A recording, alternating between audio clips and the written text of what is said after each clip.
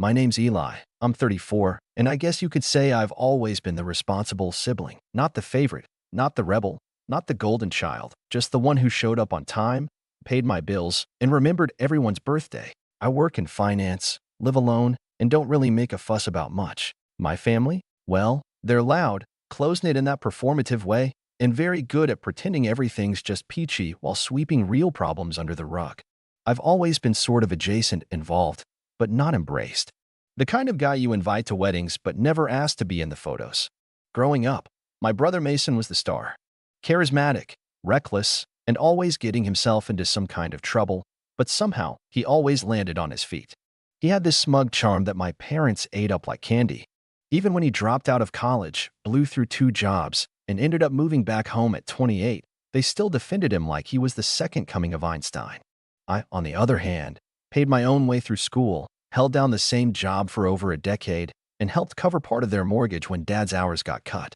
But none of that ever seemed to matter, at least, not enough to earn me a seat at the metaphorical head of the table. Still, I never really let it get to me. Or at least, that's what I told myself.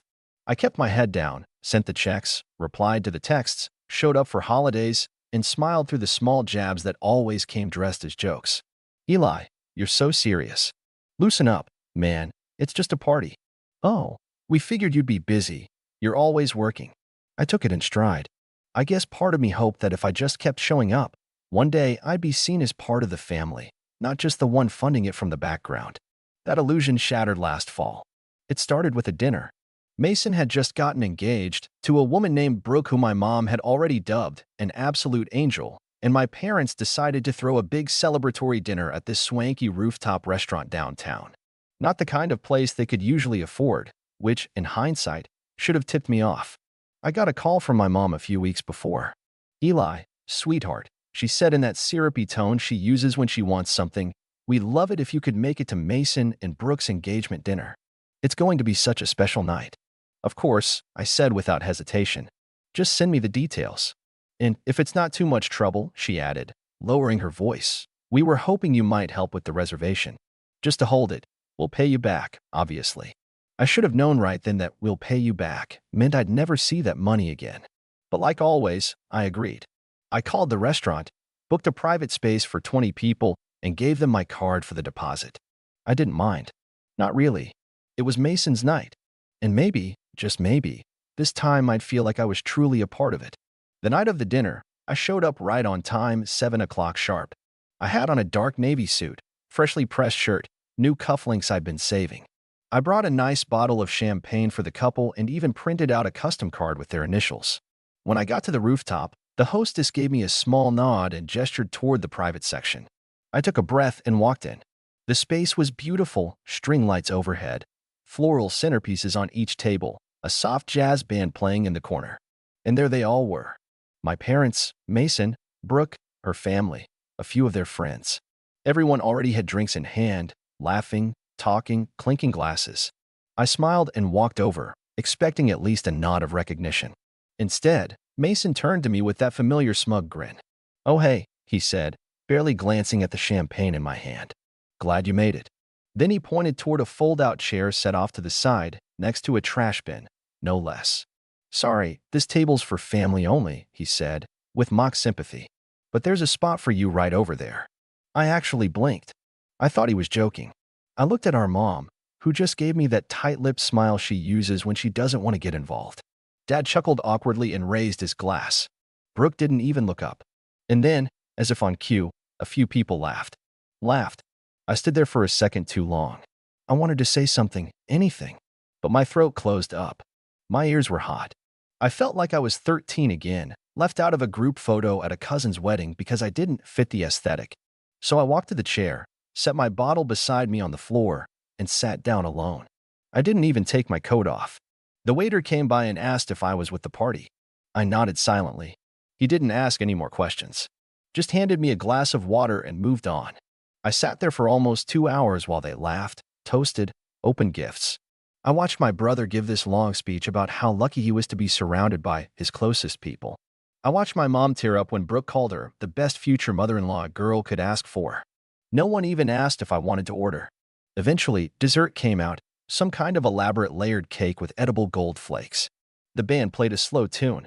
The sun dipped below the skyline, and I realized not a single person had looked in my direction for the past 30 minutes. Then the check came. I watched the waiter walk toward their table with a little leather folder. He paused, looked around, then glanced down at the credit card on file. My card. I watched him take a few steps toward me. "Excuse me, sir," he said quietly. "The total for the event is $3,218. Should I run the same card for the final amount?" Everyone at the table turned to look. My brother raised an eyebrow. "Oh, yeah," he said casually. "Eli's got it." The waiter looked at me, and I smiled. A calm, slow, measured smile. My voice was steady. "Not my table," I said, just loud enough for everyone to hear. I was told this was for family only. There was a silence so sharp it felt like the air had snapped in half. My brother's mouth opened slightly. My mom frowned, confused. Dad sat straighter. Brooke's dad furrowed his brow. The waiter hesitated. "Sir, you made the reservation?" "I did," I nodded. "And I paid the deposit. But I'm not with them. I'm over here, at the side table." I stood slowly, picked up my coat, and nodded toward the trash can, where I belong, apparently. You could almost hear the collective thud of jaws hitting the floor. For a second, nobody moved. The waiter stood awkwardly between tables, holding the bill like it was radioactive. My brother looked like someone had just slapped him with a fish. My mother's eyes narrowed, flickering between me and the check, trying to figure out how this got away from her so fast. "Wait, Eli," she said, her voice low and slightly shaky. "What are you doing?" I shrugged. "Following the seating chart, Mom. Mason said this table was for family only." I assumed that meant I wasn't included. I looked at the waiter. "I didn't eat. I didn't drink. I wasn't welcome. So I won't be paying." "Don't be ridiculous," Mason snapped, the smirk cracking into something uglier. "It's just a joke, man. Lighten up. You always take things so personally." The room had gone quiet. Even the jazz band seemed to be winding down to an awkward hum. All eyes were on me, and for the first time in years, I wasn't shrinking beneath them. "Yeah," I said slowly, "that's the problem. You think everything's a joke, as long as it's at someone else's expense." Brooke looked confused, like she was just now catching on that something real was happening. Her father, a stiff man in a blazer who had barely said a word all night, gave Mason a sharp look. "You invited this man to your engagement dinner and sat him next to the trash can?" he asked, incredulous. Mason scoffed and looked to my mom for backup. She straightened in her seat and smiled tightly. "Let's not blow things out of proportion. Eli's just being dramatic. He's always been sensitive." I almost laughed. That was her go-to line. Always had been. He's just sensitive. He's just tired. He's just overreacting. Any excuse to avoid admitting that something cruel had happened and that they'd let it happen. The waiter cleared his throat. "I'm sorry to interrupt again, but the restaurant needs to process the bill before we close the tab on the private space. If the card on file won't be used, I'll need an alternate." Silence. I turned and started to walk toward the elevator. That's when my dad finally spoke. "Eli, come on. You've already paid for half. You might as well just finish it." I stopped cold. That sentence, "that might as well," snapped something in me. I turned back. "You're right, Dad. I did pay the deposit. I even called 3 restaurants to find one with a rooftop view like Mason wanted. I picked the date around his football schedule. I ordered custom floral arrangements because Mom said fake flowers would look cheap in the photos. I paid the $500 non-refundable deposit without blinking. And I showed up, on time, alone, in a suit, to support my brother. I took a step closer, lowering my voice but not enough to be missed. And what did I get in return? A folding chair next to a garbage bin and a "sorry, family only." I turned to Mason. "So now you get to figure it out. You and your real family." Mason's face was flushed now, red creeping up his neck. He stood up, trying to puff himself up, but it just made him look more ridiculous. "You're making a scene." "No," I said. "I'm drawing a line." And I walked away. I didn't even bother with the elevator. I took the stairs, every step pounding with adrenaline and disbelief that I'd actually done it. Outside, the night air hit me like a slap, sharp and bracing. I loosened my tie and kept walking. I didn't know where I was going, but I knew I wasn't going back. I thought maybe that would be the end of it, a bold exit, a few awkward apologies later, maybe even a half-hearted attempt to brush it under the rug. But what I didn't know was just how deep the consequences of that moment would go. Because later that night, long after I'd gotten home, still in my suit, Still holding that unopened bottle of champagne like a ghost limb, my phone lit up. First, a text from Mason. Dude, seriously? You couldn't have just paid the check and talked to me after? Then another. For Mom, you embarrassed us in front of Brooke's entire family. Was that your goal? Revenge. And then, a call. From an unknown number. It was Brooke. Hi, she said, her voice quieter than I'd ever heard it. I know we don't really talk, but can I ask you something? Sure, I said cautiously. Did you really pay for everything? The deposit, the flowers, all of it. I paused. Yeah. There was a silence on the other end. Then, they told my dad you offered to. That it was your idea. That stopped me cold. I never offered, I said slowly. They asked. I said yes. I didn't expect anything back, but I definitely didn't do it for show. Brooke sighed. Well, my dad's furious. He thought you volunteered as a kind gesture. But now he's saying he wouldn't have agreed to the restaurant if he'd known it was being paid for by someone they basically shoved in the corner. I didn't say anything. He said Mason and your parents made him look like a fool. Another pause. I'm not calling to get involved, she added quickly. I just thought you should know. I thanked her, and we hung up. But the fallout had only just begun. Over the next few days, things escalated faster than I expected, and not in the way my family probably anticipated. It started with the group chat. You know the one, the big family thread that usually lit up around birthdays and holidays with recycled gifts, blurry food pics, and Happy Friday texts from my aunt. I hadn't heard a peep from it since the night of the dinner, but suddenly it roared back to life. Mom, Eli, we need to talk. Call me when you have a minute. Mason, you seriously messed things up with Brooke's family. You owe us a fix. Dad, this is getting out of hand. Just apologize and let's move on. I didn't reply. It wasn't just about the chair. It wasn't even about the bill. It was about everything that came before. Years of being treated like the emergency contact, the designated driver, the backup wallet. And now that I'd finally said no, they didn't know what to do with me. What made it worse, or maybe better, depending on how you look at it, was that Brooke's father apparently wasn't the type to take humiliation lightly. From what I gathered through a mutual friend of Mason's, a guy named Trent who'd always been more decent to me than most of them, Mr. Whitaker had a meltdown the night after the dinner. He'd paid for Brooke's private schooling, helped her start her marketing firm, and had apparently gone out of his way to plan a smooth, elegant engagement season, only to find out the groom's side lied about who paid for the venue, treated their own family member like trash, and stuck him with half the drinks tab after I refused to pay the rest. According to Trent, Brooke's dad said something at brunch the next day like, if this is how they treat their own blood, what happens when you marry into it? Ouch. The ripple effects hit Mason like a freight train. Suddenly, wedding planning was on pause. Brooke had gone back to her condo for a mental reset, and the Pinterest boards vanished. My mother, in damage control mode, sent me a long email. Not a text, not a voicemail, an actual email. The subject line was, please. The body of it was 5 paragraphs of sugar-coated manipulation, all about how she never meant to hurt me, how she never realized I felt excluded, and how it would mean so much to the family if I'd just be willing to sit down with Mason and smooth things over. But nowhere in that letter was the word sorry. Just, we didn't realize. You misunderstood. Let's not let one silly night destroy the bond we've built. I stared at that last line for a while. What bond? Was it the bond where I drove 3 hours on Christmas Eve to bring gifts because Mom said Mason wasn't in the right headspace to shop for anyone? Or maybe the bond where I canceled my trip to Spain 2 years ago because Dad needed surgery and they didn't have the money for a home nurse? Or the bond where I co-signed the loan on their second car without even being asked twice? The same car Mason borrowed and never returned? I let the email sit in my inbox. I didn't reply. 2 days later, my Aunt Karen, Mom's sister, called me. That surprised me.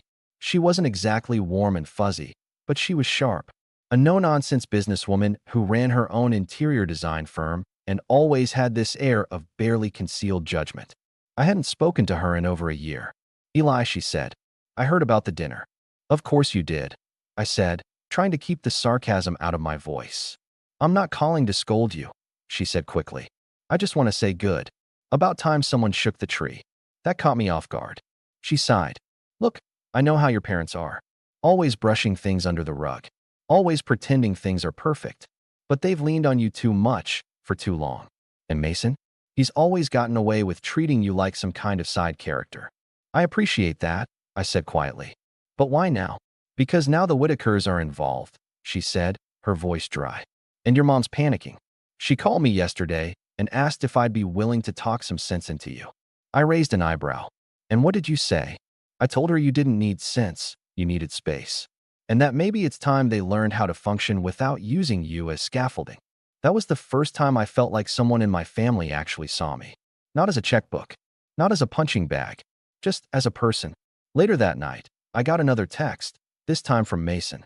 Mason, bro, Brooke's dad just canceled the deposit on the wedding venue. Said we're not aligned in values. Fix this. Not can you help me? Not I'm sorry. Just fix this. And that's when I realized he still didn't get it. He still thought I was a tool in his toolbox. A pressure valve. A wallet with a heartbeat. So I decided to finally fix something, but not the way he meant. That night, I logged into the shared account I'd set up a year ago, the one Mason had used temporarily while he was unemployed. The one he never got around to closing, but had his gym membership and Spotify linked to. And I quietly moved the remaining funds into a new private savings account I'd started. Not much, just a couple thousand. But it was mine. Funds I'd left untouched out of some vague sense of brotherly loyalty. Then I called the bank and closed the joint line entirely. The next morning, Mason called me 4 times in a row. And when I finally picked up, his voice was frantic. What did you do? I didn't say anything. Bro, I have a date with Brooke tonight. I was going to take her to that place she likes, and my card's bouncing. It says the account doesn't exist. I know, I said. I closed it. You what? You can't just. I can't, I said calmly. I can, and I did. You told me I wasn't family, remember? You don't get to use my money if I'm not even allowed at the table. He stammered for a second, then switched tactics. Come on, man. Don't do this. You're jealous. Admit it. You've always hated that I got the attention. Now you're just throwing a tantrum because Brooke's dad took my side. I laughed, actually laughed. Oh, Mason, you really think he's on your side? There was silence. Then I said, don't worry, man. You'll figure something out. You always do. Maybe ask mom to open a line of credit in your name again. Or maybe Brooke's dad can teach you how to stand on your own. And I hung up. I don't know what Mason did after that. But a few hours later, my phone buzzed again. This time, not from him. It was an email. From Brooke. Subject line, I think we need to talk. I stared at Brooke's email for a while before opening it. The subject line, I think we need to talk, felt like the precursor to something big, something I wasn't entirely sure I was ready for. But curiosity and a strange sense of closure pushed me to click it. It was longer than I expected. Polite, but personal. Formal, yet laced with the tone of someone who was clearly unraveling. She started by saying she understood how awkward the dinner had been and that she hadn't realized how I'd been treated until everything came crashing down. She admitted she hadn't paid attention. I was so caught up in planning the perfect night, I didn't stop to see the full picture, she wrote. But that her father had been furious. Furious not just because of the financial deception, but because of the principle of it. He said if they can publicly humiliate someone who financially and emotionally supported the entire night, she wrote, then I need to seriously reconsider who I'm marrying into. Brooke didn't mince words. She said Mason had downplayed everything at first, calling it a minor misunderstanding. But once her dad showed her screenshots of the restaurant invoice, he'd requested a breakdown from the manager, the lies started to crack.